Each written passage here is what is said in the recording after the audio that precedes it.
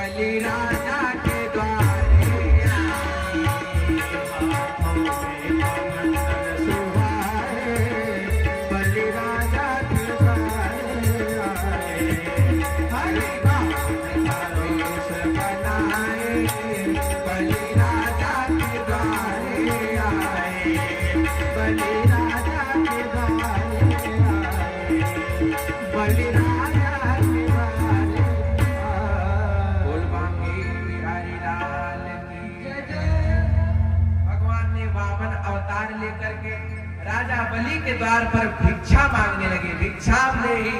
भिक्षाम दे ही। और जब जाकर के भिक्षा मांगने लगे तो उस समय राजा बलि पूर्णाहुति करने जा रहे थे और तुरंत जाकर के बोल दिया पदानि त्रीणि दैत्येन्द्र संमितानि पदा। भगवान ने कहा कि हे राजा बलि पदम तृतीयम कुरु शीर्षणी में निजो। भगवान बोले देखो हम बड़े संतोषी हैं, हमको कुछ नहीं चाहिए, बस हमको केवल 3 पग भूमि दे दो। क्या मांगा? 3 पग भूमि। पदानि त्रीणि दैत्येन्द्र संमितानि पदा मम। राजा बलि भगवान को 3 पग भूमि देने जा रहे थे, तब तक शुक्राचार्य जी ने रोक लिया। शुक्राचार्य जी ने कहा अरे राजा बलि ये वामन के भेष में छलिया विष्णु है, इसे पहचानो। राजा बलि ने कहा प्रभु हम नहीं पहचान रहे हैं, आप ही बता दीजिए कौन है।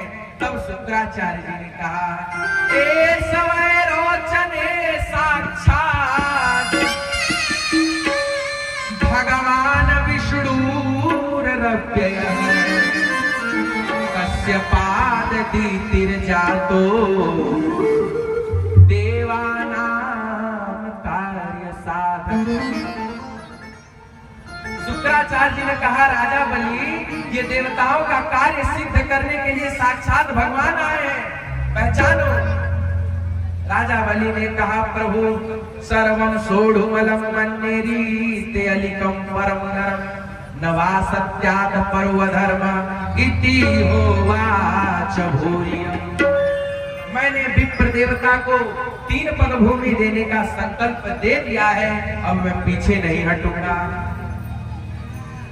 संकल्प कर लिया राजा बलि ने, और जो संकल्प किया तब वामन भगवान ने अपना आकार बढ़ाना शुरू किया। राजा बलि की एक पुत्री थी, उसकी पुत्री का नाम था रत्नावली। क्या नाम था? रत्नावली नाम था। जब वामन भगवान यज्ञशाला में आए तब राजा बलि की पुत्री रत्नावली भगवान पे मोहित हो गई, कहने लगी, यदि ये मेरे पुत्र होते तो मैं इनको दूध पिलाती। और जब वामन भगवान अपना आकार बढ़ाने लगे, तद वामनम रूपम वर्धता भूतम हरेरनन्दस्य गुणत्रयात्मकम। जब वामन भगवान अपना आकार बढ़ाने लगे तो रत्नावली कहने लगी, यदि ये मेरे पुत्र होते तो मैं इनको दूध की जगह जहर पिलाती। भगवान ने कहा, दोनों इच्छा पूरी होगी। सो वही रत्नावली अग्नि जल में पूतना हुई है। कंसेन प्रहिता घोरा पूतना बाल घातिनी शिशुश्चकार निघनन्ति पुरग्राम ब्रजादिषु। राजा बलि के कहने पर भगवान ने अपना आकार बढ़ाया, और पहले चरणों में ही भगवान ने रसातल से लेकर के सतलोक तक के पूरे लोगों को नापा। दूसरे पैर में सारा ब्रह्मांड अपने नाम कर लिया। भगवान बोले, अब तीसरा पैर कहाँ रखे बताओ? तुम्हारा वचन तो अधूरा रह गया, और जो अपना वचन पूरा नहीं करता उसे नरक में जाना पड़ता है। इसीलिए राजा बलि, तुम नरकगामी हो, तुम नरक में जाओगे। कहाँ रखे हम तीसरा चरण? तब राजा बलि ने कहा, हे प्रभु, करो मेरी तम तन्न भवेत प्रलंबनम पदम तृतीयम गुरु श्री में निजम। हे प्रभु, दान देने वाले से बड़ा दानी होता है, धन से बड़ा धन का स्वामी होता है। जिस प्रकार आपने 14 भुवनों को अपना बना लिया, उसी प्रकार अपने चरण मेरे सिर पे रख के आप भी मुझे अपना बना लीजिए। भगवान वामन ने राजा बलि के सर पे चरण रखा, राजा बलि को अपना बना लिया, और तब पश्चात सूतल लोक का राज्य भगवान ने दे दिया।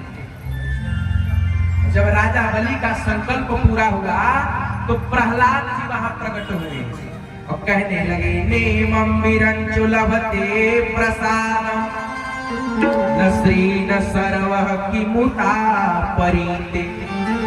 प्रहलाद जी कहने लगे, जो फल ब्रह्मा को न मिला, जो फल शिव को न मिला, और जो फल देवताओं को न मिला, आज वही फल राजा बलि को मिल गया।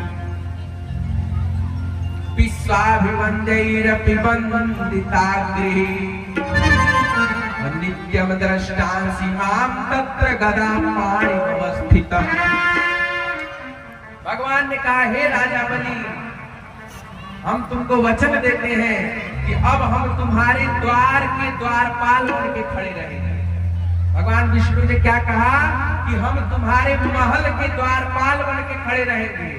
विचार करिए, जिन भगवान के द्वार पर सब हाजिरी लगाते हैं, सब खड़ा होते हैं, आज वही भगवान राजा बलि के द्वारपाल बने खड़े हुए हैं। क्यों?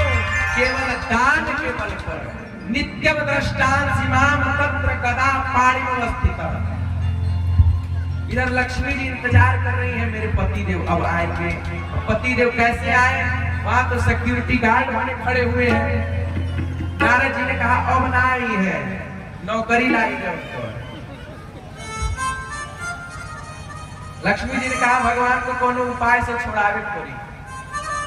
तो लक्ष्मी जी थाली में राखी उखी रखी, रक्षाबंधन, मिठाई उठाई लड्डू वगैरह रखी, और राजा बलि को गई राखी बांधना। और जो महल में गई तो भगवान द्वार पे द्वारपाल बने खड़े थे। लक्ष्मी जी बोली क्या प्रभु यही देखना बाकी रह गया था। भगवान बोले जाओ जल्दी से अंदर छुड़ाओ। लक्ष्मी जी गई, राजा बलि को अपना भाई बना लिया। राजा बलि ने कहा बहन अब तो हमारे तुम्हारे में भाई बहन का रिश्ता हो गया है, कुछ मांग लो। लक्ष्मी जी बोली अब क्या मांगे, जो भाई का है सो बहन का, और जो बहन का है सो भाई का।